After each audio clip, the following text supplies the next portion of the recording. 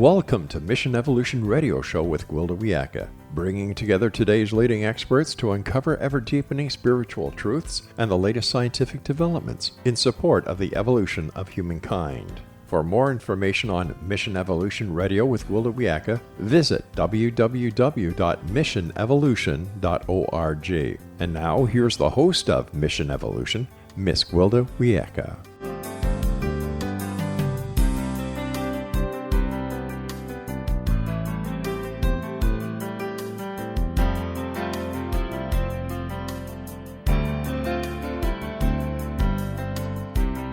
Welcome. I'm so glad you can join us on Mission Evolution, where we bring the latest knowledge from today's leading experts to support your evolutionary process. I'm your host, Gwilda Wiyaka. This hour will explore frequency mastery and evolution. Everyone knows that if you don't like what's playing on the radio, all you need to do is change the frequency you're dialed into, and voila, just like magic, entirely different programming results. What if changing the reality we're experiencing were so easy? Well, according to today's guest, it may be. With us this hour to look deeper into frequency and its impact on perception is Mark Anthony, JD, Psychic Explorer, aka the Psychic Lawyer. He's the author of The Afterlife Frequency and a fourth-generation psychic medium who communicates with spirits. Mark is also an Oxford-educated attorney licensed to practice in Florida, Washington, D.C., and before the United States Supreme Court.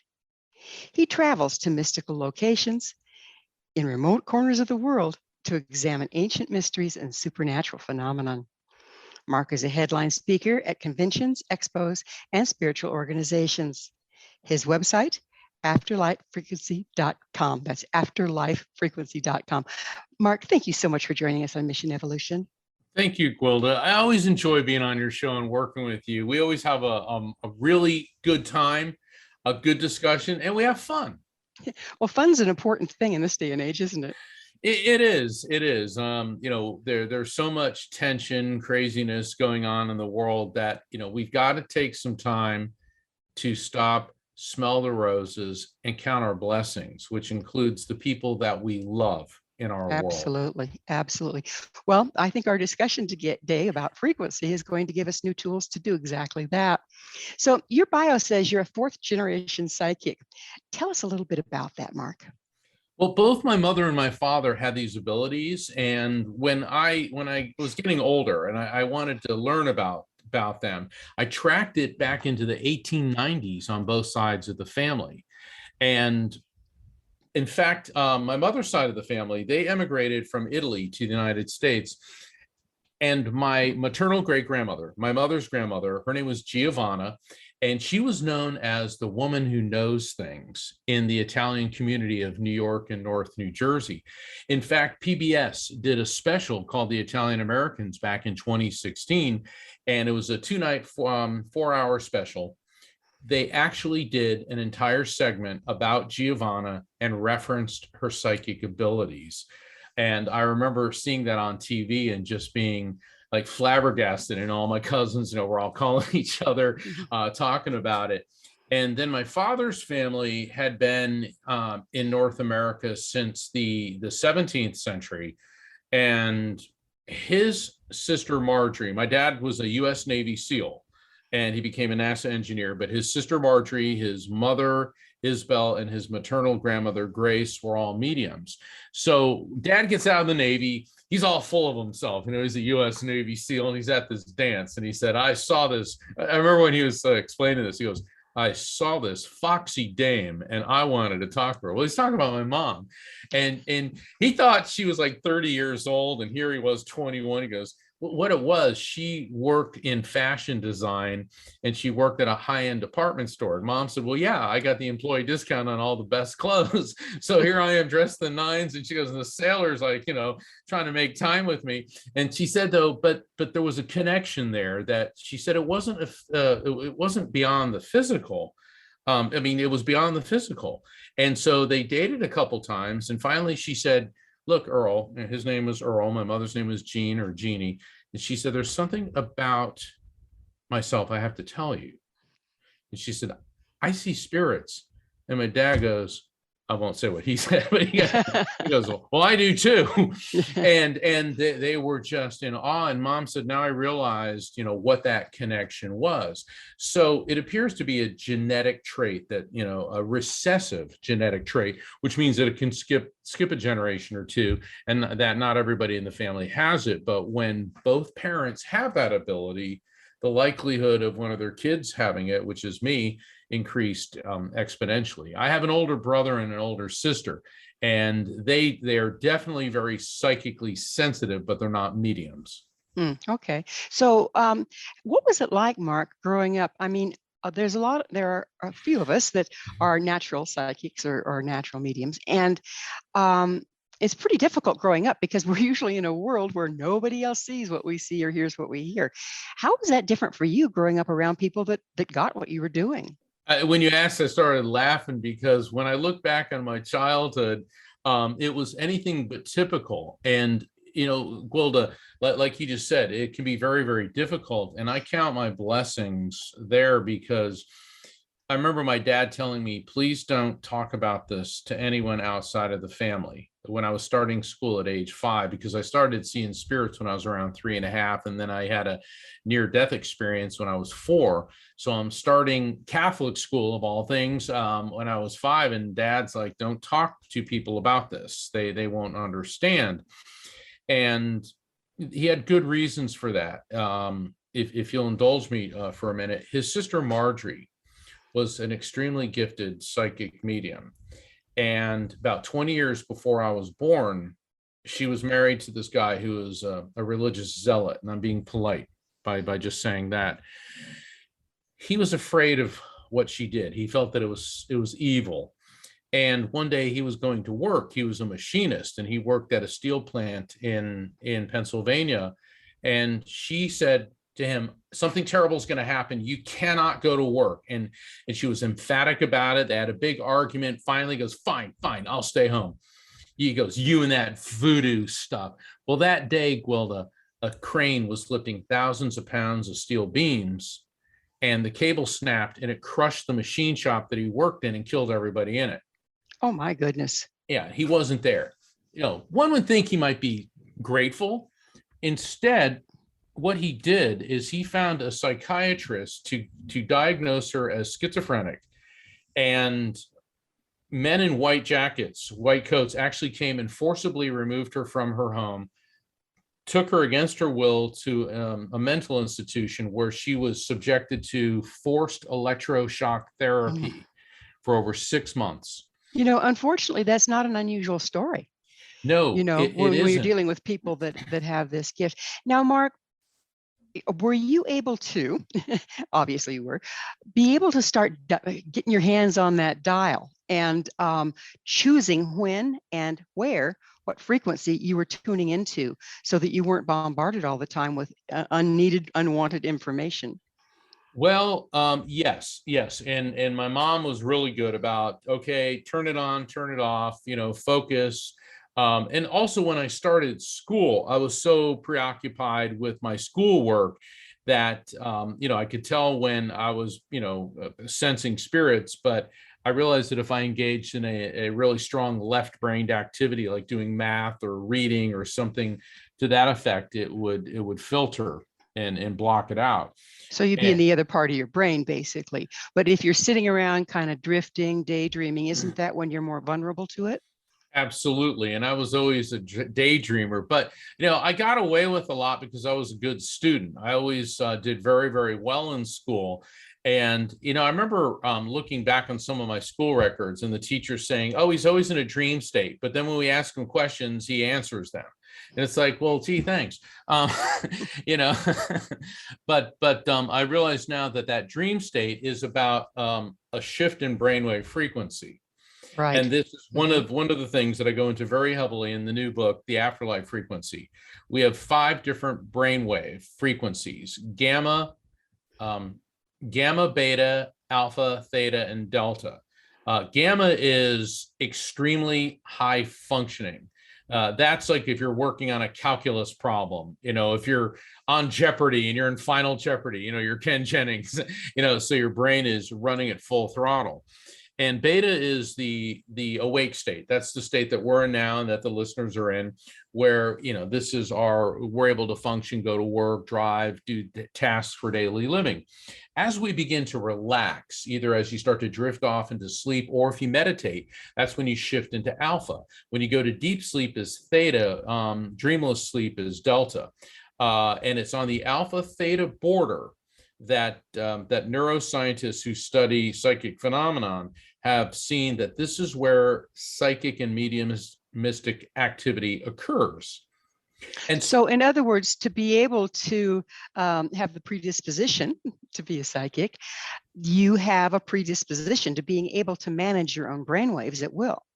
Absolutely, because normally it takes hours to get to that space in the sleep state, and that's why visitations and dreams by spirits, and I bet pretty much all of your listeners have had this happen, or a loved one who has died will communicate with them when they're asleep, and it feels real, has a beginning, a middle, and an end, and it's very distinct, very different from a typical dream. And so for some reason that we're still not entirely sure, people like me, people like you, can shift from beta to alpha theta within a few seconds. And there, ergo, you're actually changing your total perception by doing so. Exactly. And that's why when, you said it so beautifully, when you're in this daydream state, because that's what it feels like. It feels good, because it's a shift in brainwave frequency. And it's also Mark, when you're more relaxed. We're going to have to pick up on brainwave frequency on the other side of a commercial break. Mark and I will return shortly, so don't you go away. This is Mission Evolution. For more information or to listen to past archived episodes, visit our website, www.missionevolution.org.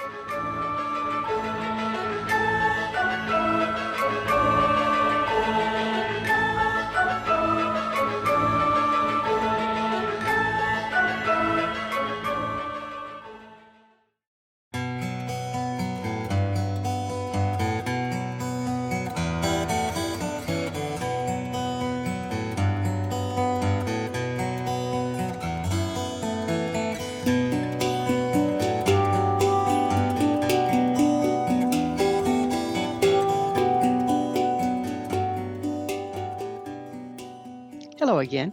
This is Mission Evolution, missionevolution.org, dedicated to unification and evolution of consciousness. With us this hour discussing frequency and the afterlife is Mark Anthony, JD, Psychic Explorer. His website, afterlifefrequency.com. Mark, when we were ending the last segment, we were really getting into very interesting things about how reality is absolutely shifted by where we are as far as the brainwave state. And some people are more capable of shifting their brainwaves than others. And this takes us into people like shamanic practitioners, meditative states, various things. Isn't that what that's all about as well, as being able to access the beta or even alpha or even theta state in order to get information and or commune with things that are not incarnate anymore? Precisely. And that's what's happening is we have two psychic receptor areas in our body, the solar plexus, which is the most complex bundle of nerves outside of the cerebral cortex. And that's why when people get feelings in their gut, okay, that's not a fluke. It's because you're picking up on that vibration. But since we're talking about the brain and data, the pineal gland, which is in the center of the forehead, about 4 to 5 inches behind the center of the forehead, the proverbial third eye chakra, is the pineal gland. And the pineal gland's about the size, smaller than a lima bean, larger than a grain of rice, the most mysterious and complex gland in the body. Biologists have been studying it for the better part of a century, and it regulates our brainwave frequencies. It controls our ability to perceive light. It secretes the hormone melatonin. It controls our circadian rhythms, like when we're awake, when we're hungry, when we're sleepy. And it also has magnetite and calcite crystal fragments in it, and there's an electromagnetic field in our brain. So when you think of the first radios, which were quartz crystal having low levels of electricity running through it, Gwilda, we have a radio station, for lack of a better term, in our heads. And so this is the receptor area for data, for visual images, for auditory information. And so between the pineal gland and the solar plexus, we've got the feeling, sensing, physical sensations, and the data input. And so none of this is hocus pocus or fantasy. And the reason that I wrote, one of the reasons that I wrote The Afterlife Frequency, is to explain how what you just asked about shamanism, okay, shamanism, mediumship, a visitation in a dream, a near-death experience, a deathbed vision, a shared death experience, an out-of-body experience, all of these different forms of frequency alignment with the other side, with the afterlife frequency, they've been split into separate categories, kind of like a salad bar, mediumship's over here, shamanism's over there, don't touch this, it's more like a stew. In other words, there's a common denominator between all of them. There is a physiological reason why we're able to do this. There is a scientific explanation how this happens, which is explainable through quantum physics, and it's about energy transfer and frequency alignment. And so that's why I wrote The Afterlife Frequency, to explain that. And so that's why, what people are doing in these various disciplines, there is a common denominator, and it's not hocus pocus or hooey or magic. There's a reason how and why this happens. So the disciplines are actually simply a organized set of rituals that help you to control your own brainwaves. Absolutely. Perfect. Well, if by analogy, languages, English, Spanish, Mandarin, Cantonese, Swahili, okay, they're all different languages, right? But what's the intent of them?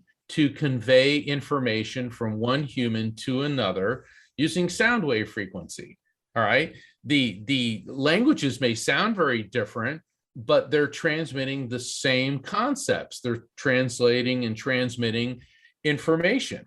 And so it's the same thing with what you just said, with the different types of disciplines. Think of them as different languages, but they're essentially achieving the same thing. So within this, we can tune into people that have already crossed, and we'll get deeper into that later because that's fascinating. But also, can't we access information that isn't available to us as individuals, but is actually very, very accurate through these states?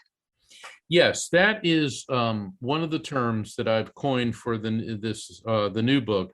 I call this collective consciousness communication. Some people may call it the Akashic Records. Edgar Cayce called it the universal mind. Christians call it Christ consciousness. There's Buddha consciousness. There's Krishna consciousness. It depends on, once again, what language you're speaking. And the collective consciousness, think of your soul as a drop of water. And when we die, that soul plunges into this eternal sea of souls. That soul is connected to other souls, energetically linked. So therefore, spirits have a connection to this vast database. And that's why in shamanistic and mediumistic and near-death experiences, people return from the experience with this vast array, this wealth of knowledge that far exceeded the scope of anything maybe the spirit or spirits they interfaced with had while they were in this world. I get this all the time when I'm doing readings on people, particularly in the medical issues. Spirits will start talking to me and transmitting me information about the person I'm doing the reading for, and giving me things about their medical background or conditions that they're dealing with. Or so basically, you're functioning as a medical intuitive there. Yes. And I think the reason that they do that, Gwilda, is because when I was practicing law full time, I was in criminal defense, and before that I was a prosecutor, and then I was doing civil litigation, accident cases. And so I had to study anatomy and physiology because I was working with forensics, coroners, doctors, all sorts of medical information, and spirits know that, and then they build upon that. But it's really, really amazing And it's as big a surprise to me as it is anybody else when they start giving me information on things I don't know anything about, like genetic anomalies and genetic markers and these highly unusual forms of cancer. So I have to maintain an open mind. I have to receive the information and convey it as objectively as possible. And then after the reading, we analyze it. So one of the pitfalls is not trusting the information you're getting. How can you stay in a space that you can be open-minded, understand that you may not be interpreting it correctly, but also stay open to information that doesn't necessarily jive with what you thought you knew? Well, it's like being an interpreter. We keep getting back to the language. Let's say you only speak English and you're talking to someone that speaks Japanese, and I'm the interpreter. So I speak English and Japanese, and and you're diplomats. So I can't be interjecting. Well, I don't think we ought to do that. Okay, as the interpreter, all I do is convey the information. Let's get it all down, and then everybody analyzes it after the fact. Because I've been asked in a number of cold cases to give information that didn't initially make sense, but then afterwards it did. And in a couple instances, the information that I provided, which did not initially make sense to the recipient, was used by the police that led them in the direction to where they did find admissible evidence, which put them on the trail that led to a legitimate and legal arrest. So now you're being a forensic scientist. Yeah. A forensic psychic. So tell me. There's a lot going. There's a lot. Well, that's just it. We're dealing with the collective consciousness. You personally have enough discipline to choose where you look. Is that correct? Well, I'm just open. And what comes through, I convey. And this is a challenge for all mediums, is to keep yourself out of it. I guess the point I was trying to make is when you're doing work for the police, you're not necessarily trying to see how their liver's functioning. So it does take a certain amount of focus, doesn't it? So that you're getting the information that's pertinent to the question at hand. Well, sure. It's pretty fascinating. And are you aware of when you change channels, if you will, if you shift from one place to the other? Sometimes it depends on the nature of the contact, because every reading's different. There's similarities between all of them because I receive information the same way through frequency alignment, energy transfer, but how it comes through. For example, I did a reading when I was on a TV show called The Doctors. It was a CBS TV show. And I did a reading for a family in a cold case murder. And it was horrible what this man did to this woman. And the information that came through was from the victim. He will be behind bars on another charge. That's how they'll find him. And then she said, the police are missing something in the DNA test, and they need to broaden the parameters of the DNA test. And then she gave me the name Terrence and Phillips. Well, I'm going to have to leave this as a cliffhanger because unfortunately it's time, or fortunately it's time for a commercial break. Mark and I will return to our very interesting discussion shortly, so you stay right there. This is Mission Evolution. For more information or to listen to past archived episodes, visit our website, www.missionevolution.org.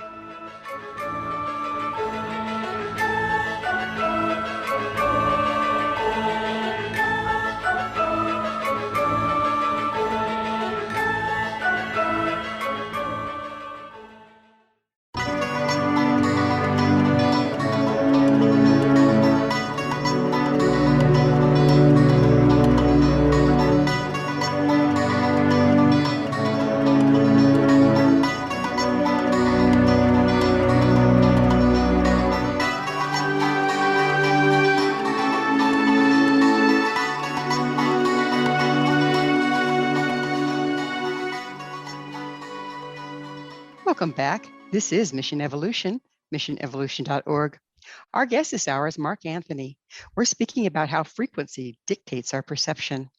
His website, afterlifefrequency.com. Mark, we left everybody hanging. You were telling about a case of a woman that had been murdered, and you were operating as a medium then, right? You were speaking to Yes. her spirit to get information for the police as to what had happened. So would you mind going on? Yes. So the victim's name was Allison Feldman. And so she came through and she kept saying that the police will find him. He'll already be behind bars. She also said that the police need to broaden the parameters of the DNA test, that they're missing something here. They also need to go through the emails, and that they gave me the names Franklin and Terrence. I think I said Philip before, but it was Franklin and Terrence. All right, that was just part of it because the reading lasted over an hour and there was a lot of information. Long story short, didn't make sense to the family at first. So they went back to the Phoenix police, gave this information to them. Well, the police decided to use the familial DNA test. Now, the familial DNA test broadens the parameters of a DNA search because they did find tissue samples at the scene that were not Allison's, they were the murderers. And the familial DNA looks for close relatives of the sample. Immediately, they found a match for this guy who was in jail. And the match was of a close relative of his.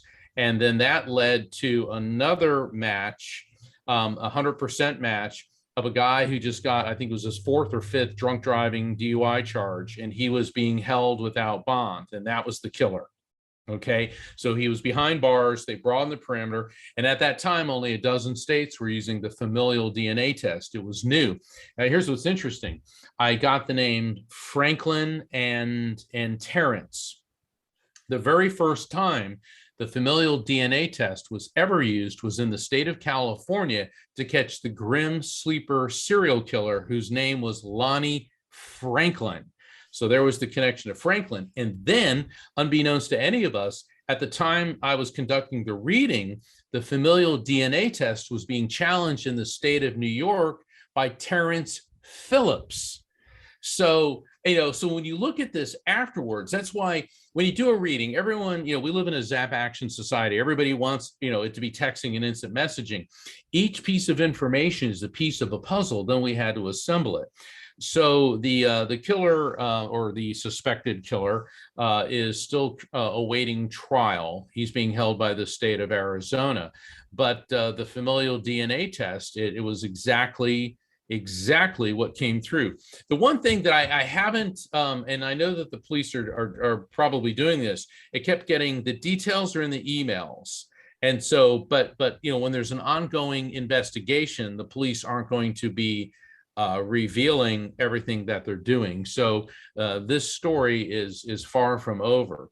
But these are the type of things that we, meaning mediums, get when we communicate with a spirit who is connected and part of the collective consciousness, which means other spirits that are connected, other spirits, so on and so forth. So here we are on a program called Mission Evolution. And one of the things that we look at in this program is how we can evolve as human beings and evolving into unity consciousness, spiritual enlightenment. How does the ability, and I think all of us have it to a certain degree, how does the ability of accessing this information help the individual evolve to join the unity consciousness? Oh, in many ways. This is part of what my book, The Afterlife Frequency, teaches is spiritual situational awareness. Once again, my dad was a Navy SEAL. He was all about situational awareness. You just don't walk into a room without, scoping it out and what's going on. I'm glad that he taught me to be like that. But I take this to another level, to the spiritual situational awareness, that be aware of what's going on around you, but also be open to the subtleties, the nuances, the electromagnetic sensations you get from spirits, because this can save your life. It can give you insights into many things. It can alert you to potentially dangerous people, places, things. Um, So and if we're just getting started, okay, and everybody has this to a certain extent. Am I correct there?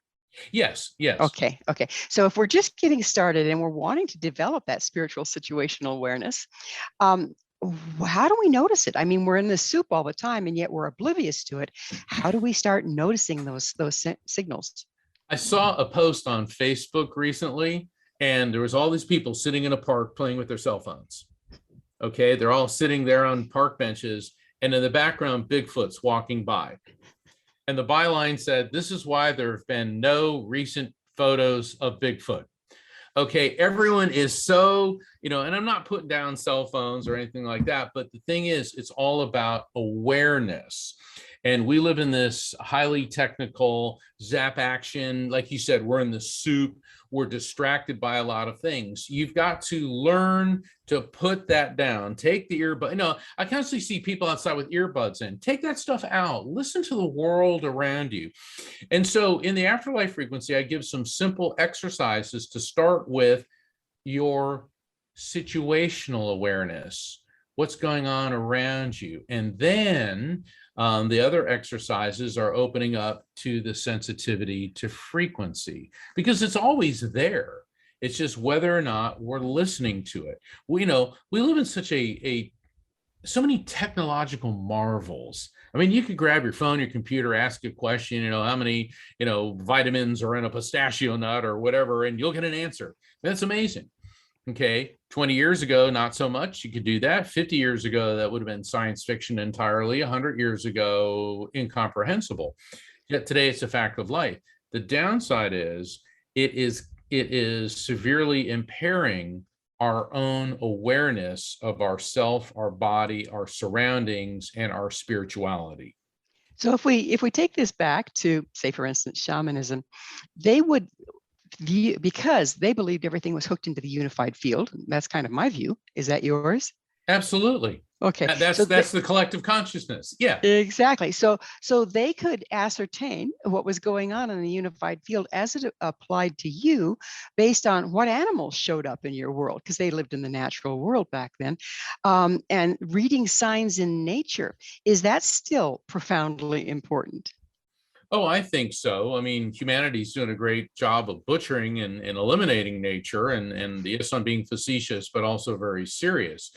But I remember when I was a kid, and I know I talk a lot about my dad, but he was like Mr. Awareness, and he was also a sailor.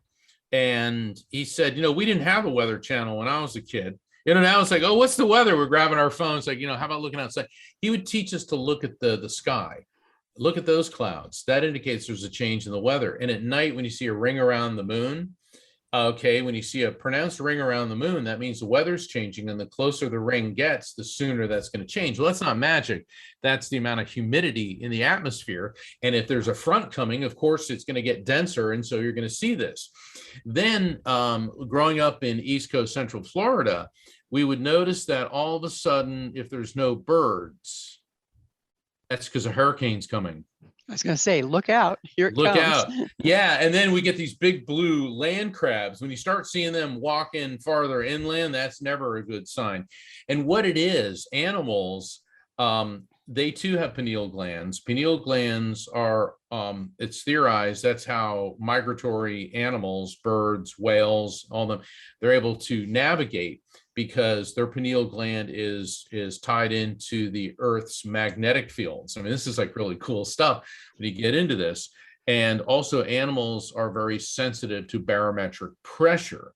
So when there's changes there, well, guess what, Gwilda? We are too.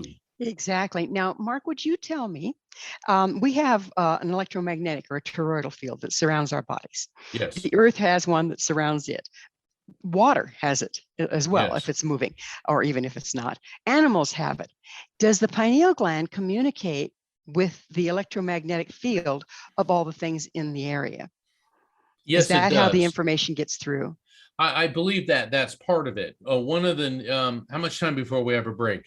Well, we have about a little bit over a minute. So, Okay, so I'll save what I'm going to talk about the electromagnetic soul till after the break.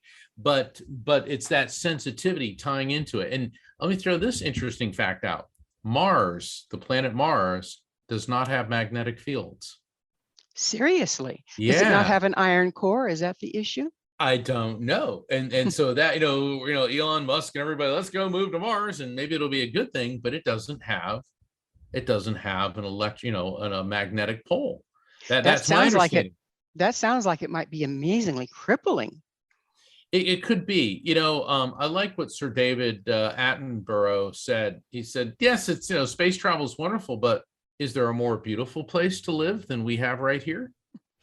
If we quit messing it up, no. Well, that's exactly his point. It's Yeah. exactly his point. He said, we can do something about it now.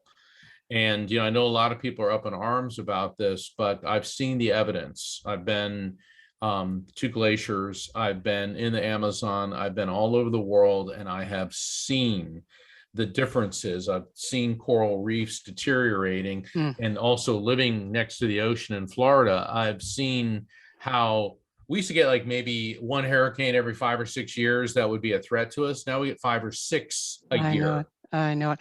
Well, it is that magic moment, Mark. We're going to have to take another commercial break. Now, Mark and I will be back shortly to continue our discussion, so don't go away.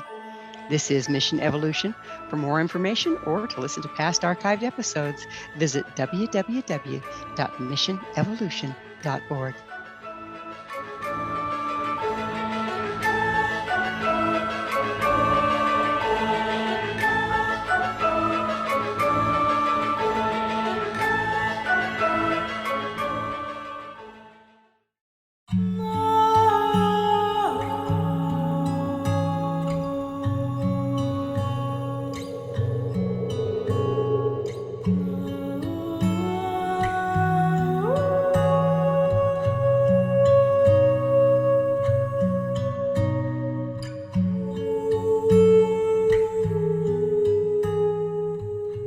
Welcome back. This is Mission Evolution, bringing together gifted people of service of the world. This hour, we're sharing thoughts with Mark Anthony, JD, Psychic Explorer. His website, afterlifefrequency.com. Mark, this is our last segment together, and as promised, we're going to get into the electromagnetic soul, because I think it's the key actually to unity and where we're trying to go as evolving human beings. Is that your view, and where would you like to start on it? The electromagnetic soul is one of the new terms that I've introduced in my book, The Afterlife Frequency. And people ask, well, where did that come from? And the funny part is I was taking a walk on the beach and I was like, what am I going to call this book? And then it came to me, The Afterlife Frequency. And I ran home and I checked on the computer, and then I called my publicist, not my publicist, my publisher. And they said, nobody's using that name. We love it. And because the key concept one of the key concepts is the electromagnetic soul. And we know from faith that all the major belief systems teach that who and what we are is not this body, but it's the soul, the consciousness, the spirit. And that it pre-exists the body, comes into the body, moves on after the body dies. We know from the field of neuroscience, which is the study of the human brain, that the brain has an electromagnetic field and operates on electrical impulses and chemical reactions. But neuroscientists are completely unable how to explain the origin of consciousness. And quantum physicists in recent years have said, which I agree with, that the brain does not create consciousness. It's merely like a computer hard drive that hosts the consciousness. In other words, Gwilda, your brain did not create Windows 10, okay? All right, your brain did not create your consciousness. It only hosts it, just the way our computer did not create Windows 10 or Windows 11 or any Mac programs. And so that when we die, those programs don't disintegrate, they get uploaded. Okay, they transfer to the afterlife frequency. And so the term the electromagnetic soul describes what we really are, which is pure consciousness that is eternal electromagnetic energy. And we know from the last 50 plus years of afterlife research, survival of consciousness, and near-death experience studies that consciousness, the EMS, the electromagnetic soul, survives physical death. And I've had some of the top afterlife scientists in the world, like Dr. Gary Schwartz, Dr. Dean Radin, Dr. Bruce Grayson, Dr. John Alexander, Dr. Jeffrey Long, and I could go on and on, who reviewed the afterlife frequency. And Gary Schwartz, and he's awesome. He is the head of psychology, parapsychology, physics, and surgery at the University of Arizona's Consciousness Center. He called me up, he goes, "Electromagnetic soul, I love it, I'm using it, I'm calling it the EMS." so it's very humbling, and it's quite an honor to see how the scientific community is using this term. And this is all about frequency. So Gwilda, when we communicate with the other side, whether it's during a near-death experience where your EMS temporarily leaves your body, its vibration is aligning with the higher frequency of the other side. If you're a medium, you're raising the frequency of your EMS to interface with the frequency of the other side. As a shaman who is tuning into the information of the collective consciousness, which is a part of the other side, it's all about a frequency match. So all the different forms of these interdimensional communication can all be explained through understanding the electromagnetic soul. So the other side, that's an interesting term, isn't it? It's not a clear line, though, is it? Isn't the other side a continuum of frequency? It is. In the way I look at it, and I gave a talk at the International Association of Near-Death Studies. I called it the NDE zone, because I wrote the afterlife frequency to explain how spirit communication in its various forms happens, why it happens, and where it happens. And so think of our world, the material world, as AM radio. The afterlife frequency, the other side, is FM radio, and it's in between these two systems that you get the frequency match. And it's like if you're driving down the highway and you're listening to your favorite radio station, and you notice that you're driving by a radio station, the actual facility on the highway, all of a sudden your radio starts picking up on this other station. So these things happen with us all the time. Radio frequency interference, radio frequency overlap, and there's nothing unusual about it. And that's what explains spirit communication. It's alignment of frequency.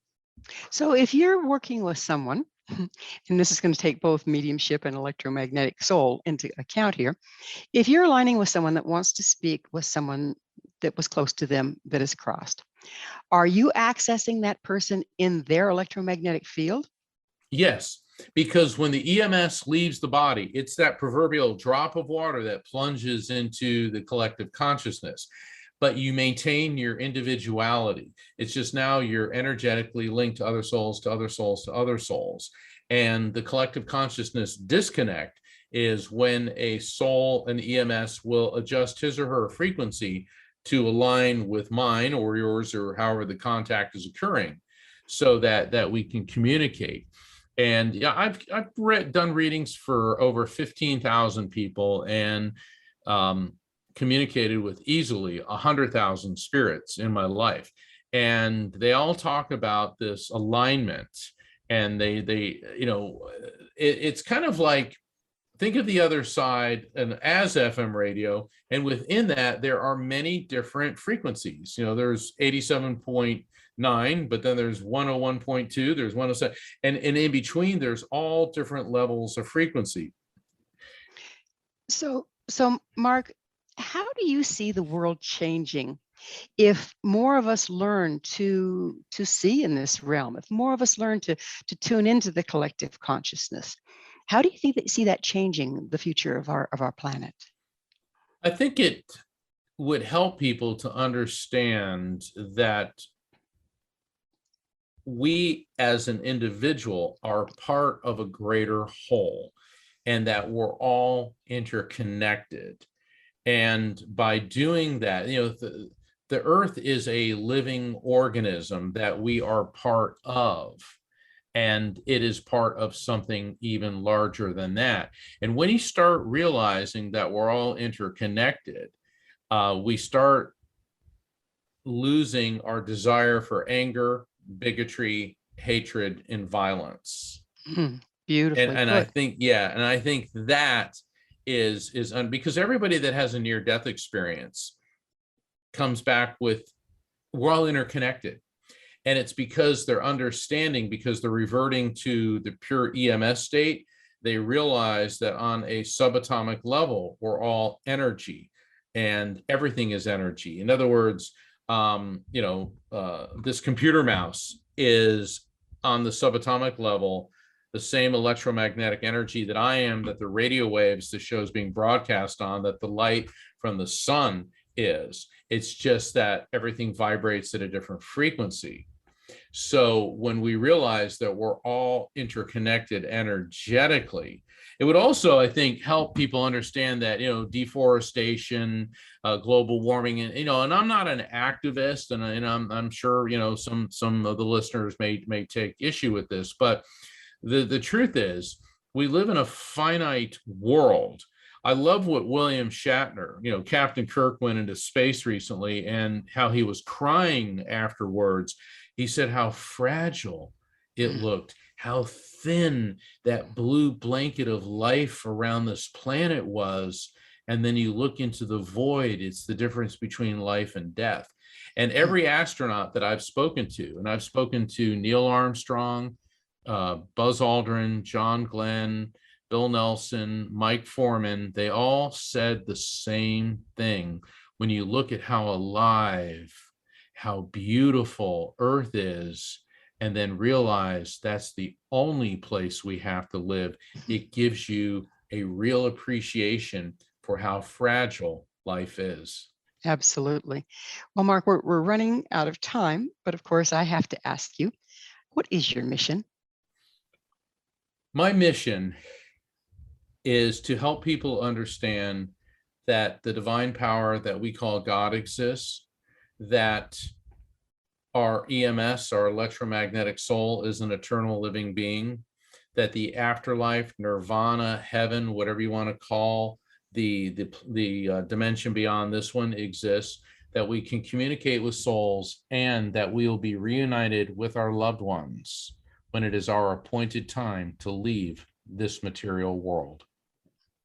Phenomenal. Absolutely phenomenal.